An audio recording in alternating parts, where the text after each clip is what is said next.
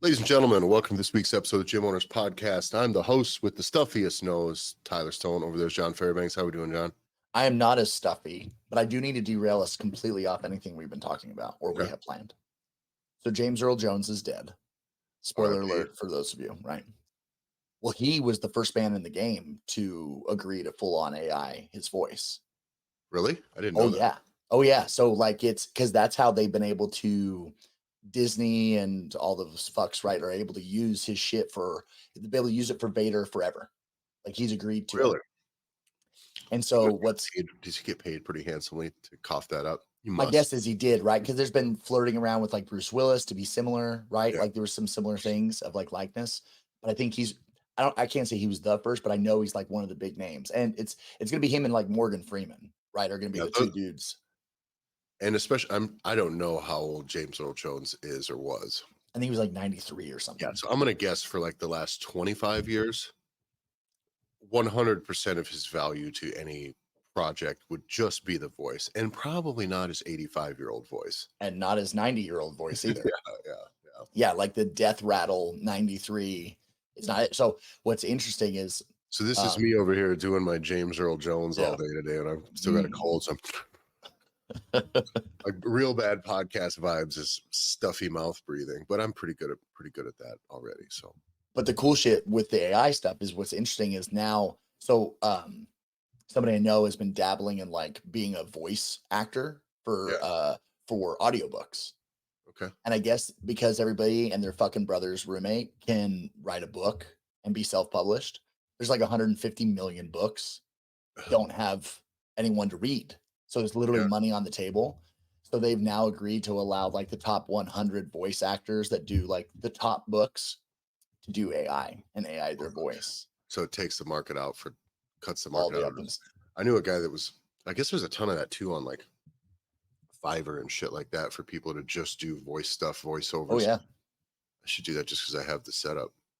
Yeah, and just whenever I get sick, I always feel like that this is the only time that I could probably like, or when I lose my voice during football season, it gets real bad. Yeah. I'll be like, I can sing the blues right now. Like the blues is my thing. I'm like, all right, I'm only available during these weeks out of the year. But anyway, yeah, there's your tangent. Well, you know, it's not going to pass the sniff test. That's what we'll get into today. Yes, it is. Bravo.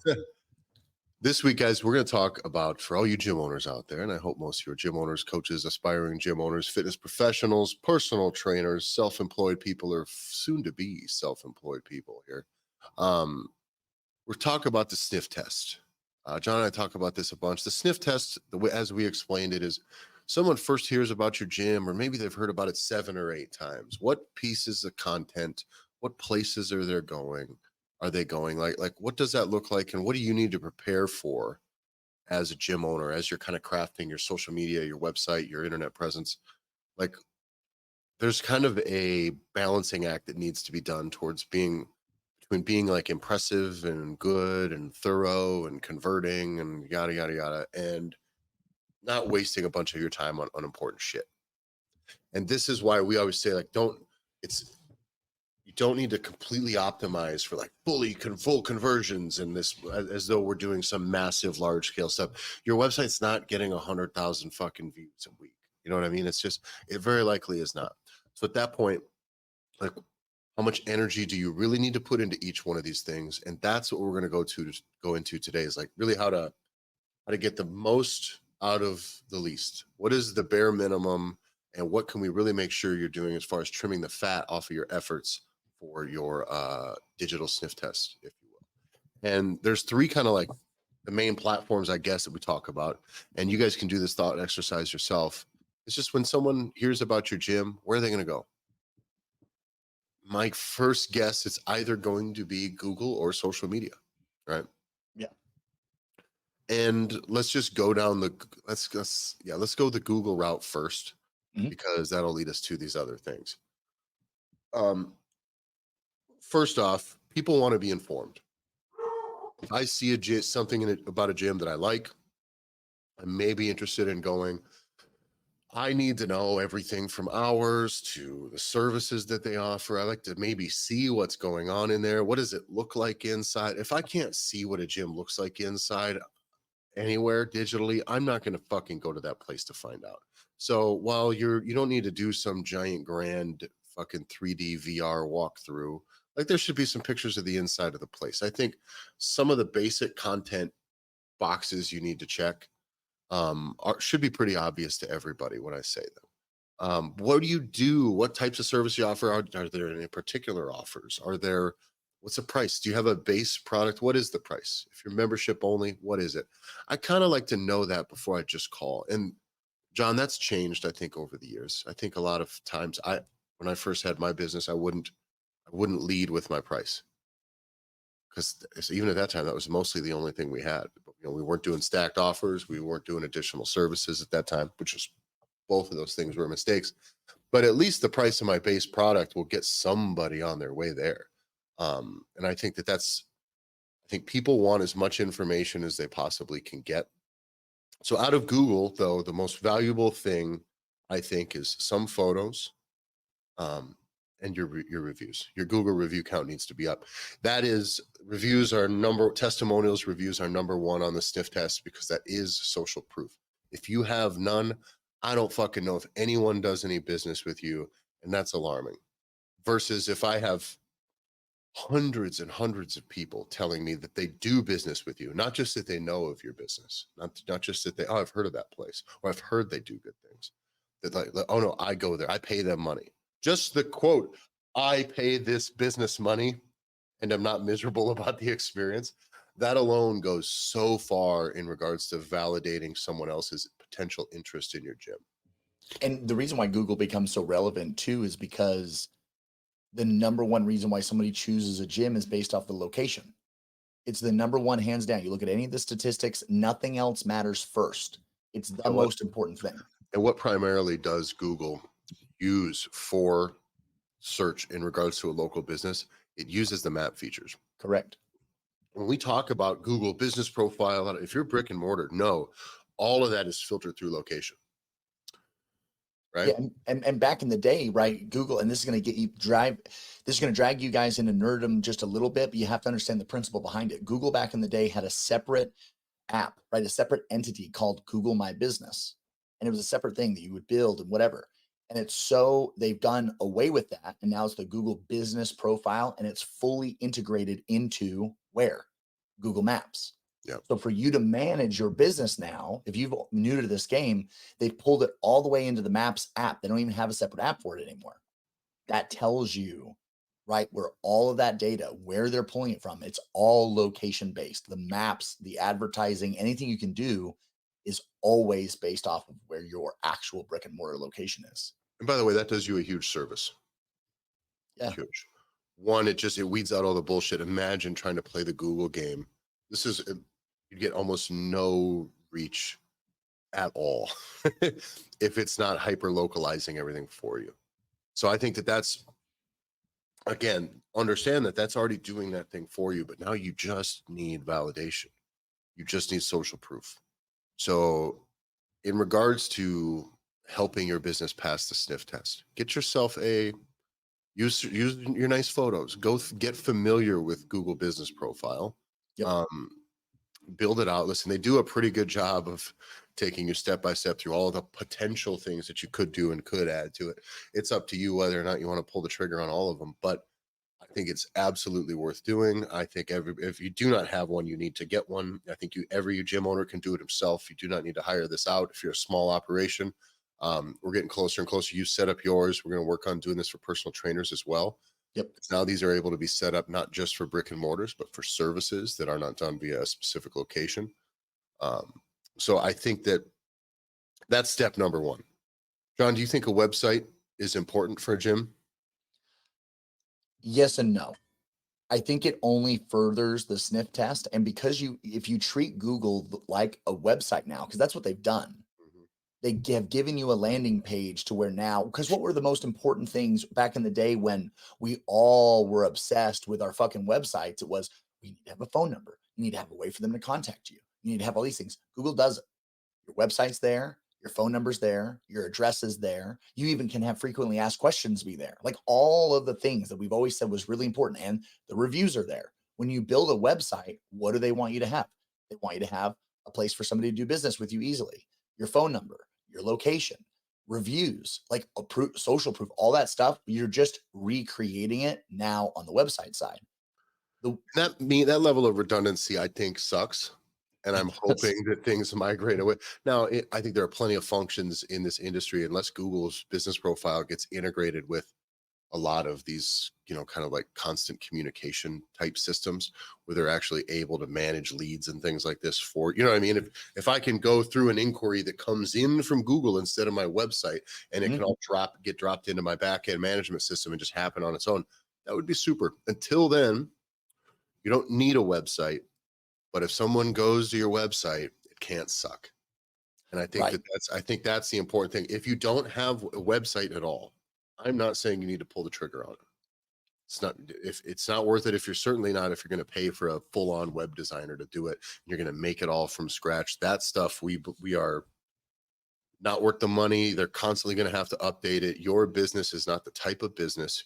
So I could be wrong about your fitness business. It's likely not the type of business that's worth that. It's just does not need that type of a, what's the word? Pointlessly heavy-handed fucking digital product like that. There's no representation of your business that needs to be like that. It doesn't matter because it's already redundant. It's already there. If someone gets there, like the goal of this sniff test is it can't smell like shit. Right.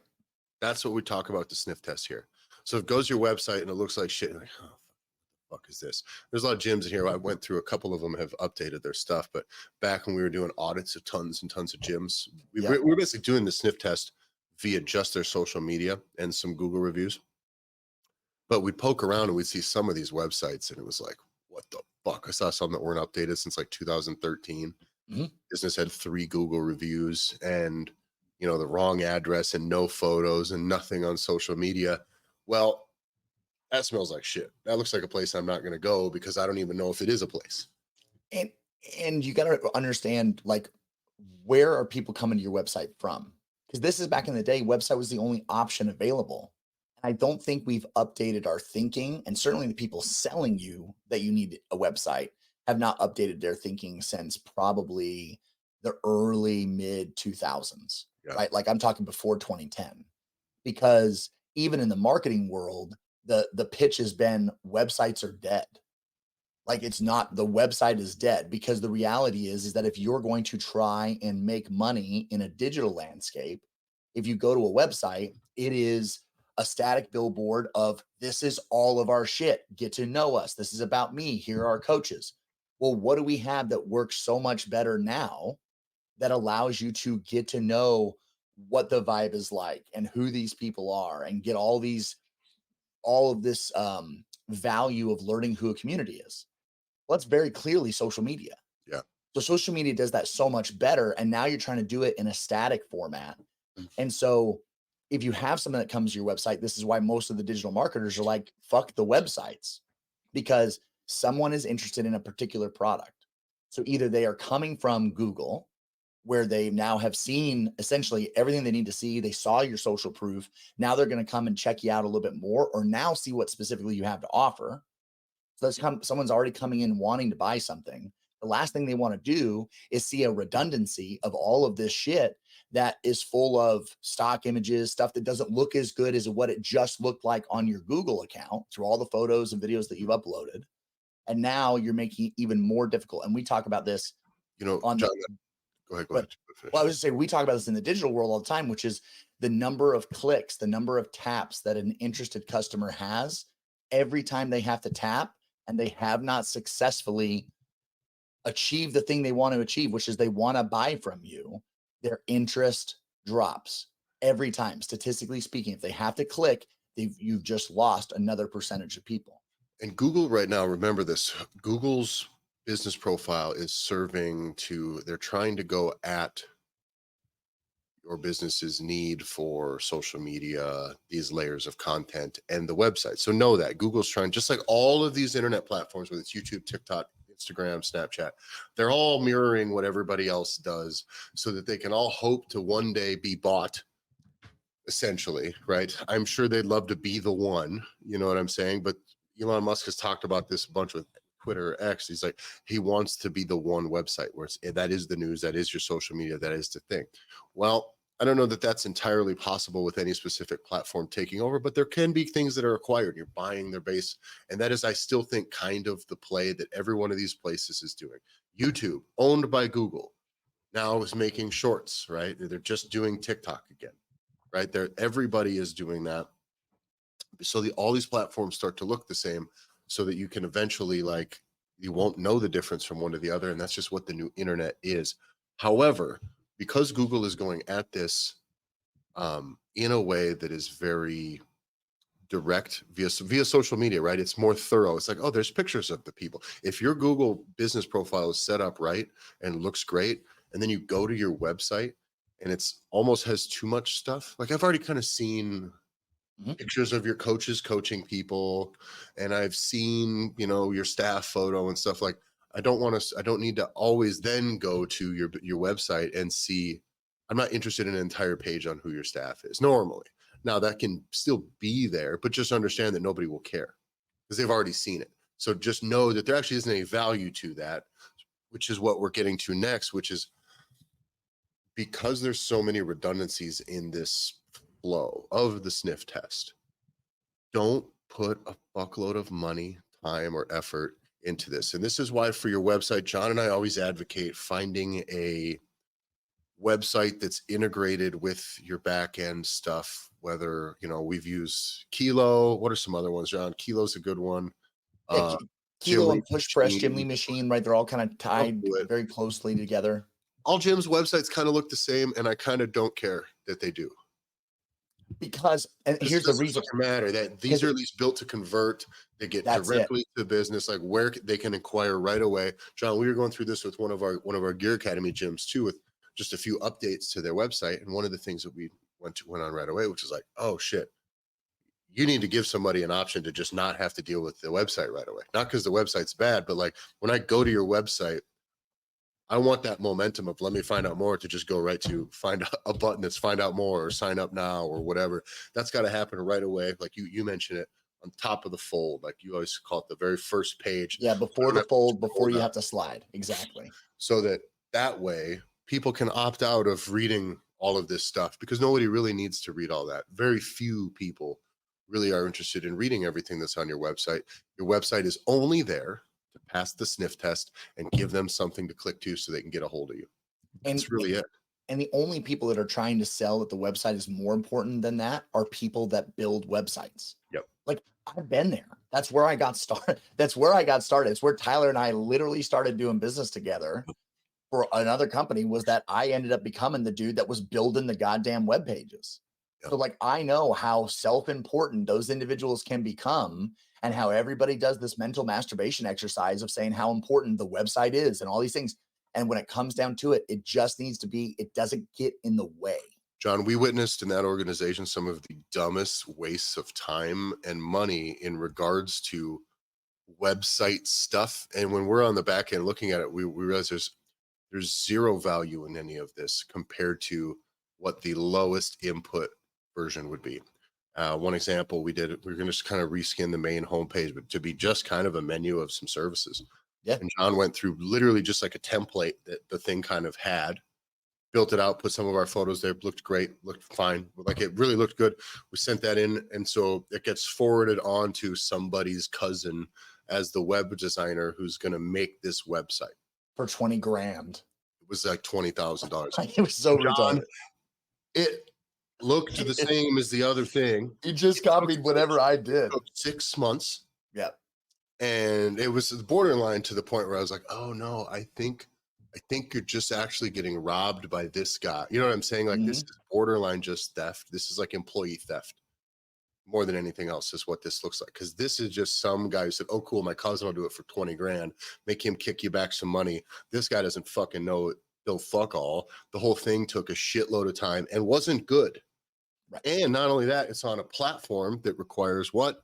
Dependency. Okay, you're instantly dependent now on fucking whether it's Wix or WordPress or whatever fucking shit you're on now, that's constantly needs to be updated. And guess what? The only person who knows how to do it is the person who ripped you off for 20 grand to do it. And now they're going to get you Somebody's for cousin. 250 a month. So now you can just layer this fucking money through, and that's a great way to rip off a big businesses. You know what I mean? You want to do a website that's just like for a bank's fucking like auto insurance division that nobody gives a shit about and nobody's doing any real business on. It's just a placeholder to go look at stuff, look at the photos of the staff and fine, rip them off all day. You as a gym owner have no business fucking dealing in any of this website structuring. None of it matters. So find Kilo, Push Press, all those places, they do a good job of it. You should, I think, take some control over the automations, the flow of the automations that come in after that. We've seen a lot of those have like just really shitty, invasive, corny, very dated 2014, 15, 2011 esque email fucking like they really ride you on the email to the point where it's not good, it's not compelling, and it's not you, and that can be pretty obvious, but the website itself functions really, really well. And it'll always be updated, and it'll always kind of it's built on best practices and best practices for this industry. And you can tune up from there. You know, you can make some changes here, you can make some changes there, you can make some requests. But I think that starting point, by the way, John, you know what, those websites cost like nothing. Because once you move your business over to that system, as far as communications goes, Yep. It doesn't cost you anything. So Because if that's your like account management system, right, you're fine. because they make their money on the other stuff. And usually that means if I'm a CRM system and an account management system and I make my money based off of you buying my software as a service piece that also allows you to communicate with leads, like all those things, usually the secondary product that they make is just dog shit. It's a dog shit product. But this time, this is not. And if we use like, let's just use Gym Lead Machine, what they have done is that they are helping you manage leads. That's their whole premise. And they're really fucking good at it, keeping it organized on the back end. And here's the secret. They're just using a white labeled software that they've now put their product name on. It's the exact same back end that exists across multiple products. But again, that doesn't matter. What they've now done is they have these websites that are going to be given to you. They're built for you once you buy into that whole system, and they're optimized for all the buying psychology to work on mobile.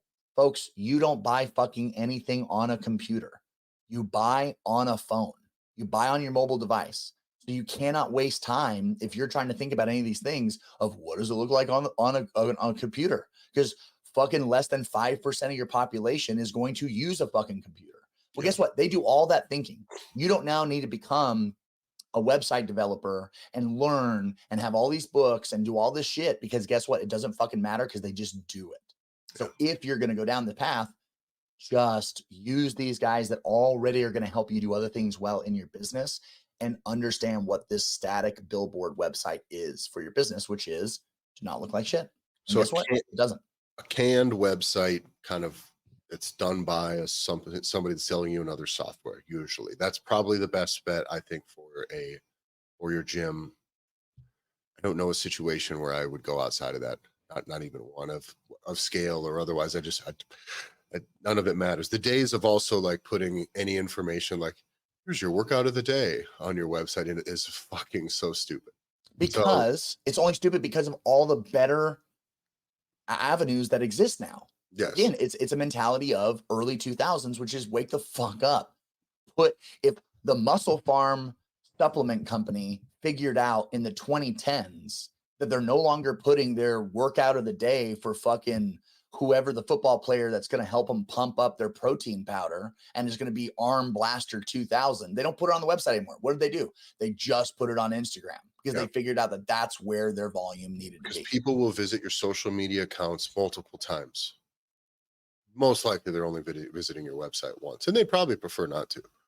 So again, that I think covers the website stuff for the most part. Is don't worry about doing too much there. Don't worry about trying to do more on there. Again, just pass the sniff test. Does it look kind of professional? Cool. So as long as it's not super sloppy, and as long as it gets right down to business. The website, is where I maybe violate that. I don't even know about that. There's that principle of always asking, like trying to close the deal way too soon, right? A little bit where you can be like, God damn, is this business a little too thirsty?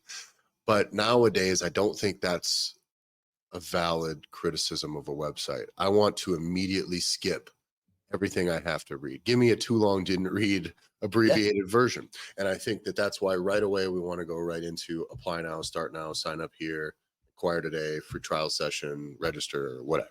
That's got to be there all the time. I also think you can do that on your social media as well, which is people love knowing about you. People love seeing the things that you offer, and they like all sorts of content you create, even if it's valuable content, which I'm not a huge advocate for gyms trying to constantly get into like giving value and information via either entertainment or teaching people how to do exercises, because I feel like you could just learn that in the fucking gym. If someone doesn't go to a gym, teaching them how to do a barbell snatch seems like a waste of your fucking effort to try to get them into your gym. But which is why now I do kind of like the idea of almost everything that you do for your social media content, at least getting right down to business at some point in the conversation. You should always have a call to action. I think very, very rarely is it worth your while to just like make a piece of content and not say something, whether in the copy or the content itself, about if you want to learn more, go here. Like you got to dangle a carrot somewhere, or else it doesn't take anybody anywhere. And I think that the ask needs to be more prominent now, because the ask is about being informed. They know where they can go next, and they know what you're asking them to do next. If you don't do that, you're doing the social media version of not having very visible or very easily accessible buttons to just help people convert. And I think the smartness part, which we really go hard in the paint at, like shitting on the fucking nerds that go too deep into this. I think you need to start looking at that more of as a retention strategy. Once you've got people, I know who Coach Tom is. Well, guess what? Coach Tom is teaching us something. All right, Yeah, cool. Like that's those are the entertaining. people. All Yeah. right, awesome. Now I'm going to go watch that because I know Coach Tom and I actually like him. But you like him because you've already done business with him. So I think it's definitely it's a smattering of those different topics. And Willem from Unscared, he had a good kind of principle and philosophy when it came down to like what is going to be on our social media feeds. And it was like the ideas of what people they're having fun. Like it was like he was very specific on the different Yeah. types of things that he was going to show. And then if it didn't meet those 3 or 4 specific criteria, we're not going to post that because that's not where that belongs. And especially also because you're paying someone to do your social media above a certain scale, which means this is now costing me money. It's a commoditized product. Let's not waste that money on stupid shit. that's just not worth the effort. And that's always helpful for you as a gym owner where it is, was this worth $20? Or was it worth your fucking 30 minutes that you did it yourself? Christ. Which should be at least worth $20 to you. It's one of those things. Like it's how much does it cost for you to do personal training per hour in your mind? How long did it take for you to do the social media shit? Was it worth that money? And is it worth to pay somebody? Because if the answer is no, if I'm not willing to pay somebody $15 for them to make what they just made, then stop having them do that, because now you are just losing money. Also, it's a good point, John, too, is if you're paying someone, let's just say it's $20 a post. I don't know, that's probably might be low, might be high, probably low. Well, let's just say that's what you're paying, because most of you are just paying somebody an extra chunk of money per month and just kind of hoping they don't fuck it up. Well, they don't really make anything. But let's say it's commoditized down to X amount of dollars per post. It's a post a day or whatever. If it sucks, you now fucking have a problem, right? Oh, Like, and I think that that's an interesting way to look at it. Is you go back and go like, God damn, $20 on this fucking shit. Like, Jesus Christ. well, And a lot of people, a lot of them are bad, and go, what's this worth? I think the moment you start to pay for it, or at least you go, this costs money. Because when we start, guys, you're DIYing your social media. You got your wife doing it. You got one of your coaches doing it. You got some part-timer doing it. Like, you just don't even really give it much thought as what's okay. Wait, that was good. I'm making an announcement. Oh yeah, we're having a barbecue. Okay, yeah. Oh, we got this event. Like, you're just doing it by the seat of your pants. The moment you have to write a check for that shit, yep. all of a sudden you go, fuck me, this guy sucks. I'm spending how much and what did it get me? Which both of those are the right questions. How much did this fucking cost me? Was this any fucking good? What did it get? Did it like what purpose is it supposed to serve? And did it serve that purpose? The moment, like until you've kind of commoditized your social media via you're paying somebody to do it and it's following a plan and it either is or is not working according to that plan, like now you're fucking playing the game here. I think that's super important. So who go ahead. Well, on that point, like I was reading a book the other day, and the author proposed a thought exercise, which was the idea where it's ask questions of your actions, and your actions will answer. And when you said like you have to ask these questions, they're both important. It is everything that you're doing. Ask, why am I doing this? What is the purpose of doing this thing? It needs to line up. Otherwise, you start living too far away from it and you start having tunnel vision and cognitive dissonance that gets you so far away from it to where are you lying to yourself? Are you giving this person the ability to do social media for them because you like them and you just want to give them the opportunity to make more money or whatever it is? Because we've seen that a lot. Where she's like, well, I can't pay him more per session, but like I want him to make more money because I want to keep him or keep her. So I'm going to give him the social media and that will give him a little bit more. And it's okay, but why? Like, what was the purpose of these things? And if you're not always asking, then you end up going into really weird places that you didn't end up wanting to actually end up in.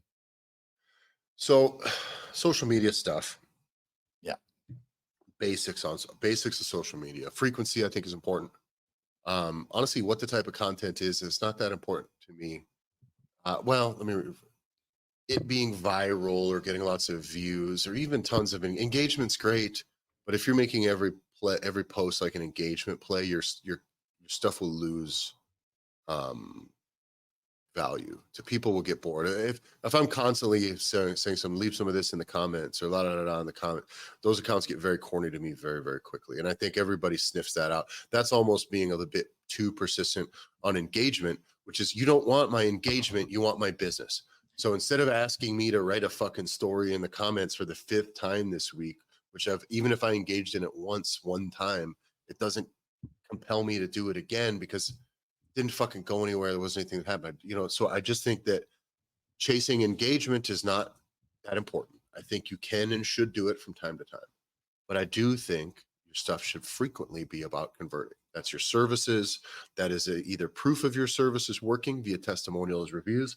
That is either images or videos of people experiencing your services with a smile on their face, see who is administering those services. Do they look friendly? Are they nice? What do they look like? It's about setting expectations, right? And maybe some of the costs of what those services are, right? And these can all be separate posts, separate series. What does this cost? How can I sign up? What is the next step? When does it start? Deadlines? Where is it? Location?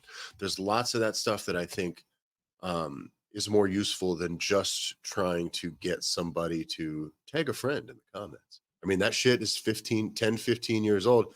And John, I remember an organization we were with before that this guy came to us with a brilliant idea and fucking was like, you know what we should do? By the way, this isn't like 2020. You know what I mean? This wasn't like 2013. Right. It's like, you know what we should do? We like had a meeting. I think we should have we'll like give away a couple of t-shirts if someone likes and shares our post. It's like, whoa, my God, what are you, some kind of fucking genius? Jesus Christ. You know what I mean? We got fucking what's the guy's name? Madmen over here coming here just reinventing the fucking game. Wow. But guys, that stuff is not, it doesn't matter. People smell it out. That when I say this now, you're like, oh yeah, that would be what a fucking waste of my time as a gym to try to do any of that. And so in order to get new reach, I think you need to be just checking your boxes consistently. Using the Facebook platform is one of them that I do think gives you further reach than your existing following. The way that you've also said that you can expand that a little bit beyond people who already follow you is to get stuff that people do share, but oftentimes that's better done as appreciation for a client or things like that, or testimonials or results and things like that. That covers more ground and then matters when somebody shares it. Not like, oh shit, a free t-shirt for a gym I don't go to. Who gives a fuck? And people aren't going to share something about how what a smart wizard you are at fitness. No, nobody cares. Like, this is my coach. His brain's so fucking big. Nobody gives a shit. No, Nobody wants to lead. if they're trying to get one of their friends to come with, nobody wants to go, boy, this guy sure is pretentious and talks a lot like he knows everything. Like they kind of like to bury that part of your personality usually. No, So because it's not going to lead into anything. no. There's nobody that hooks into other than your other fucking coaching dork friends that are like, oh, you are smart, and then that's it. And trying to get reach outside of your like current following. One other little tip that I think you should do is tag geographically, tag the location on every post you make. It's almost there's no reason not to. You are in a town, or you are at your address. If you're doing any partnership stuff, you should tag that gym or organization. It's a restaurant, a coffee place, whatever. Tag their location. I think tagging your town as a whole is probably, let's call it, let's just say, I'm going to throw a ratio out there that I haven't given any thought to. Let's just say 50-50. If there's just a post about your gym or about a product, half the time tag your gym, geographically tag your gym's location specifically. Tyler's Big D gym logo, or whatever, and the other ones just tag whatever the town is, Tyler Town, whatever, right? So because that will then start getting, because everybody's feeds on Instagram and on Facebook, for the most part, the people that we follow don't represent a high percentage of the things that we're seeing as we're doom scrolling, believe it or not. Most of us get pretty caught up on everybody that we follow's most recent stuff pretty quickly. Therefore, it shows you back stuff that they posted a week ago, 2 weeks ago, a month that ago, they liked. or that they liked. Or it just shows you stuff that's adjacent enough to your interests and other people that they think you'll like. Meaning, whether it's booty shaking booty stuff, fitness stuff, martial arts stuff, music, your favorite band, politics meant to enrage you or politics meant to engage you. It's trying to show you something that it thinks you may like. So the local aspect of that, by tagging that specifically, it knows that post happened a mile and a half from all of these people. So it's going to put it in front of them, kind of, especially if they have some, what's the word? Some mutual friends. Yep. Or some crossover in that old Venn diagram of people that they have in their sphere. Yep. So I think that anyway, that's a little trick. I didn't fucking invent this. This isn't some fucking wizardry. I'm just saying, if you're not doing it, these are all pieces of a conversation we were having with a gym owner this week. We want to make sure that we kind of spread that out to all of you guys that use that, so that you're not getting so fucked, because Instagram sucks because it doesn't really show a lot of people's stuff that they It's don't not already sponsored. follow. And the only other stuff is just truly the manipulative algorithm stuff, trying to steer you into fucking the Illuminati's vortex or whatever they're trying to drag you into. But your local stuff still pops in there from time to time. So tagging your stuff locally, I think, is worth the 10 seconds it takes. And to zoom out, like, it's again asking questions. Why are you doing what you're doing? So it's, well, why could you possibly fall into the trap of focusing on a fad or something that will make you go viral, right? You want, right, more followers. You want more people to come into your world. This is no different than focusing on virality or focusing on reach, just getting more people, irrelevant to where they are local to you. Because understand, that's not how it works, right? If it goes viral because God, right, on Facebook, God reposts your shit, right? That doesn't do anything for the most part for you, for your local community. It is the equivalent of back in the day of buying email addresses. So back in the day, all that mattered was how big is your email list. That was the dick measuring contest back in the day. I got 2,000, 10,000. I have 2 million people on my email list. And that's all that mattered. Well, all of those systems that helped run emails got hip to that really quickly, which was people were buying, it's now spam. And this is how spam really gets created. Again, it all is cyclical, guys. Like, it was in your fucking mailbox first, your actual mailbox of getting garbage mail that you tear up and throw away that you don't even look at. Then it shifted over to email. Well, the only reason why the spam happened was you had all these people buying and getting these huge oversaturated lists. And so what those systems did is they started to penalize how many people were sending out emails that were garbage shit that people didn't open, didn't read. And so then people had to get smarter, which meant I have to pare this down. And that's when it really started to matter. Where on the marketing side for email marketing and mail marketing, like snail mail, it was the list size begins to matter less. And what matters is do I have hyper disciple level members of my community? And Tyler, you and I experienced this where we worked for a company where our email list for that company never ultimately got really bigger than, say, 3,000 names. But we knew we had anywhere from 200 to 250 hyper buyers. Yep. It didn't matter if we put shit in a box, they were going to buy it. Yep. So we knew you could turn money on and turn money off. But what is really So what they relevant, start doing is actually putting shit and, out there and that we people tested buy. that. We definitely got the opportunity to test it. That. Now, But this principle comes over, and this is what I think is getting lost over on social media, is we're not following that principle and not learned it, because why the fuck would you have? because now the same things that were flying in your actual mailbox and then into your Google inbox that's spam. Now it's just, you guys know it. It's in your DMs. Or these are bot accounts. These are weird spammy fucking messages you get. It's all there. And now the software is trying to catch up. So I think that don't worry about reach for reach's sake. This is why it's about the sniff test. Okay. You only really got to cover far enough for the nose to smell. Okay. So they can go in and go, oh, this isn't shit. They don't even quite have to know that it's good. It would be nice if they knew that it's good. We'd like them to not think that it's shit, first off. So social media needs to be posted frequently so that it looks like you're open. Okay, John, and I don't have a sweet spot. Well, I think I'd love to say every day. I'd love to say once a week. it's I would say consistency. probably somewhere in between there. We've seen, Tyler, over the years that it seems to be it less matters how often, and what matters more is what are you consistently doing? Yeah. Can you consistently hit 2 to 3 posts a week? Can you consistently hit? Like, it's because then the algorithm will reward that behavior of constantly using the system. And more importantly, you're making content that people then engage with. This is why it can't just be a shotgun approach where you hire somebody off of Fiverr or Upwork and now they're posting shit. And they're posting shit every day because someone said I have to post every day. And if I post every single day for a whole year, I'll be a millionaire next year. That is the shit that people sold. Like, they're selling that. And the reality is that the algorithm doesn't work that way. We are now skipping the part that you're actually providing something of value that people want to interact with. That's why comments matter, likes matter, all that shit.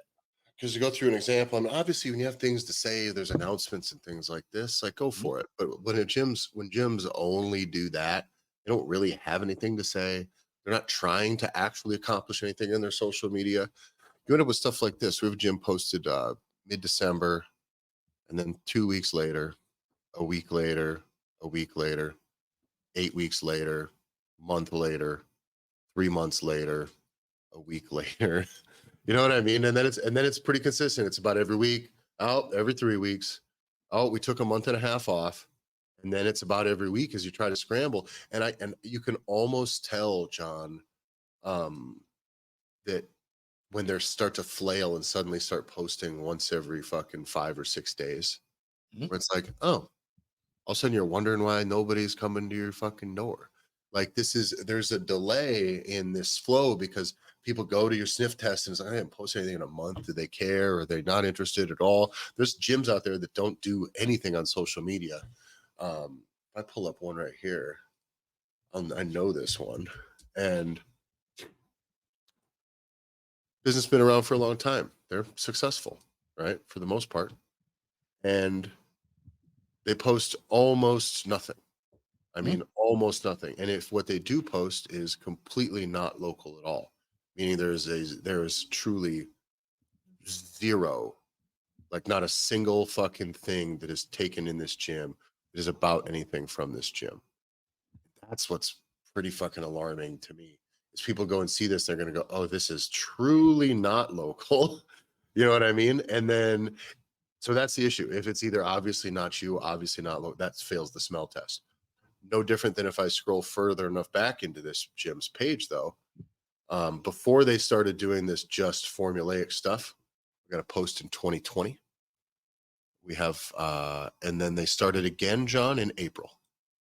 That's And wild. then since April, so they took 4 years off, and since then it's all franchise photos. And it's like, God damn it, guys. You know what I mean? Like, that's not trying. Let me rephrase that. It's kind of trying, but it's not much more productive than not trying, because someone can literally see that it's not your location. That's like the biggest issue. So, and there is no personality. There is nothing about the offer. It's all fluff. So there needs to be balance with this sniff test. And that's, I guess, what I'm getting at here is you got to be a little bit balanced in your approach. Again, we are maybe speaking more about this than you need to truly apply. Do some stuff, do it consistently. Within that framework, you'll find out what stuff is best. Okay. But this is not the same, in my opinion. Social media is not the same. Minimize your inputs, just don't fuck it up type approach that I want to see out of your website. Your website, don't put a bunch of time or effort into it. Get it there. It's solid. It's static. So who gives a shit? Get it decent, and then it can just sit there and be perfect. Your social media requires a little bit of massaging all the time.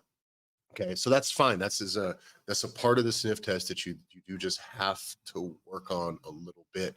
But once you're within that framework, now you can start to actually make decisions. You don't need to make a bunch of decisions about how your website is or isn't doing. You can really only address that from the automations or lead management side for the most part. But on your social media, go, what is working? What isn't working? We're trying to do something new. We got an event, we're trying to raise awareness. We got a limited offer. Whatever promotion are we running? Like, if it didn't work, now you have some revisions to make. But that's the pocket I think is important for you to sit in, because instead of it being a static billboard, this is more like a weekly bulletin board where you're trying to say, here's what's going on. Here's a special offer for this week. Hey, here's some news this week. Oh, Sally's finally reached her 70-pound loss threshold or whatever. I think that there is more to the social media side. But don't overcomplicate it, and don't be frozen by it. I mean, you just have to be doing it. Yeah, and it's as simple as just saying we want to be able to have some type of a member shout out or some type of a community focus once a week. And then you can have one other thing where we're inviting people to come do a thing with us once a week. And now you got 2 posts a week. Be done. Yeah, you got announcements, you got stuff like coming in. And again, like you said, you don't overcomplicate. You just need to do it. Don't be frozen by the options of what you could do. Yeah. And I also believe that announcements don't take the place of content. Oh, If you're gonna tell people happy 4th of July, great. Now you got 3 posts this week. Just understand that doesn't count. It's good. It's great that it's there. It's extra. People saw it. They saw you amongst all the other patriotic things. But don't pretend like it matters. And if I was going to truly prioritize, and we stayed right in the pocket for this sniff test episode, digitally speaking, because there is a whole nother piece of the sniff test that's going to be, IRL, right? In real life, that's equally important. And we'll have to do an episode where we talk about that, because this is what will help you do a lot of things that you want to do, which is more reach, more local, where now we can have these things all work together because it's an easy handoff and a handshake between the two. But if I'm going to prioritize them, Tyler, Google is going to be the number one thing that if I'm a new person, new business, new whatever, and I haven't been prioritizing it, I want to get my testimonials right. I want to make sure that the Google business profile is at least at that 80-90% complete, because they give you a little bar, right? They tell you like, how good is your profile? How good have you done of putting inputs into here? Because when someone searches your town's name and then they search gym, this is how you appear. And that is what people are going to do. If they're not just asking friends, they're going to do a simple search, gym. And because they type in gym, Google will already do its best. It'll have a little pop-up, right? You all have seen it. You've all been annoyed by it. Would you like us to use your location data and steal all your shit? Well, yes, Google, I would love you to steal all my data. Please. And now they give you a location, right? We've worked with a customer for well over a year. I worked with a client, and it is when he types in his city and his name or his gym or types in gym, he's the only game in town that pops up. Isn't that There's crazy? dudes that have been doing it, and they've been doing it longer. There's other people that have been doing it longer that he's just flying by. But because he has the reviews, he has all those things, you can literally, this was what was crazy when we were testing it. You can search his competitor's name, his competitor's business name, and then the city, and our guy's name pops up. That's how much better he's doing that game. And the reality is that is how people find you when they hear from a friend or hear from whatever, and they type in what they think is the name, and then you pop up. You're now the game. You're now the You're king person of the that's hill. right. And I And think now this, what am I getting at here, John? Lost us. You still here? I'm here. Okay. All right, good. We're good. That idea of covering those bases enough to where it makes you rise above. I mean, this is how this sniff test saves you a shitload of money. If you don't have this base covered, you don't have to pay for that reach. Correct. That's the problem. So now you're paying to get people interested in it when people are just Googling. And so by having this, being prepared for this, it's all fucking free. Everything Right. we're describing for the most part is free. Now, in 20 So, years, we're going to tell you it wasn't free because you had to sell your soul to Google to get it. But it is. It does cost your money right now. yeah. And so, and I guess that's important too, John. In 10 years, this philosophy is going to change. In 3 years, this philosophy is going to change. Correct. So this is just, I think this is where you need to start right now. And then everything else that you do, you can build around this. But if you don't have this covered, this is the lowest hanging fruit in almost every business's fucking like pathway that we cover, right? This is external. And we have some, we kind of call them like hybrid concepts, which is both internal and external, which is like the offer stack specifically and how your products are positioned and presented. That is kind of a hybrid concept, but those two things are the only things that you need to really work on for the most part when we start with a gym. So like usually if you're struggling, this stuff sucks, your offer stack sucks, and then you don't know what to talk about. You're making sales, but they don't like really aren't that impactful to you. You don't know You're, why. you're not geared upon, and all of this needs to be aligned to client experience, client results. So when all of these things start to line up, there still is a delay, right? So you can get your offer stack just pumped up, figure out your services, maybe whether it's a new product launch or whether it's simply as kind of how are you packaging your existing services so that your people have the highest likelihood of success and can commit the most money to you as they're willing to do it. That still isn't going to just turn on more money, right? It's not just going to turn on more traffic. But now the other levers that you pull are far more impactful. So then when you do run ads or when you do start to grow, if you've been fucking doing a terrible job at your social media and being really inconsistent, if you are consistent for 3 months, 4 months, even if you're not throwing any money behind it, and you got a good offer stack and your business passes the sniff test, like everything we talked about today on Google, whether it's your website, just doesn't fuck it all up for you. Now, when you're converting, you're going to get more interest. You're going to get people converting to higher levels of service who are going to spend more money, who are coming in more informed. Your conversion rate is going to be much higher. And now you're in a really good spot. Fixing all of this doesn't change any of that shit right away, but stopping the bleeding for sure and finally gives you a leg to stand on so you can start moving the right direction. And we used to call this like these are foundational principles where you're laying the foundation for your business, right? We've been involved. We're just like, this is the base of the pyramid. So then we can build up. I have started to transition my thinking of these specific principles. You are laying a runway. You are building a runway. And this runway has to be built in order for your plane, your business to take off.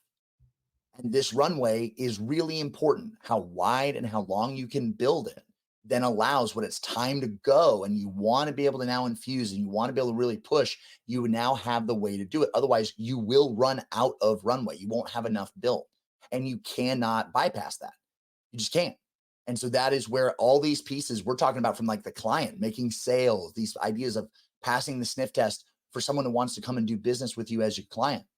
But understand if you are struggling with hiring people, if you are struggling with doing business and making strategic partnerships and VIP level partnerships in your business and in your community, it's because this runway isn't built, because the sniff test works all ways. If you're going to go and try and hire somebody, no, you're going to get dog shit hires if you don't look the part, because real people that want to do business with you and want to come and work for your company, they're going to be participating in the sniff test. They're going to make sure you're legit. And if you want to make a strategic partnership with the chiropractor or with a doctor or with, the local fucking mayor or magistrate, they're going to look and make sure that you're the real deal. They want to hear, they're not going to hook themselves to a fucking sinking ship and have your anchor sink them to the goddamn bottom of the ocean. They want to know that you're legit. And this covers all of those bases. And John, we've had opportunities to go work directly with gyms before, as far as like, we've had businesses want to move us there, get us on staff, that type of shit. Yeah.